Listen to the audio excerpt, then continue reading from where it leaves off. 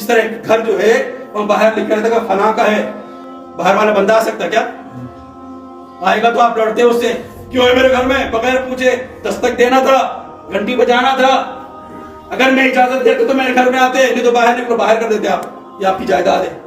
تو جب اللہ والا اس دار فانی سے کوچ کر جاتا ہے، اس کی قبر جو ہے، اس کی وہ جائیداد جو ہے، اس کے پاس بھی کوئی بھٹک نہیں سکتا، اس کو کوئی ہلا نہیں سکتا، اور اپنا معجزہ دکھاتا ہے، دنیا کو بتاتا ہے، یہ آیت اللہ بن کے رہتا ہے، یہ نشانی بن جاتا ہے، اور وہ جو زندگی میں کیا ہوتا ہے مرنے کے بعد بھی وہ جو لوگوں کو فیض تقسیم کرتا ہے۔ یہ تخت کرے، اپنے اندر سبحانی کیفیت کو پیدا کرے۔ اب یہ نہیں ہے کہ بھائی جی دیکھو بلال حبشی جو تھے عرب سے نہیں تھے، حبشہ سے تھے، لیکن کتنا بڑا اعزاز ملا۔ جب مکہ فتح ہوا تو خانہ کعبہ کے چھت پہ چڑھا دیا گیا، عرش معلیٰ پہ جب سرکار معراج پہ تشریف لے کے جا رہے، کھڑاؤں سمیت جوتیوں سمیت عرش معلیٰ پہ ہیں۔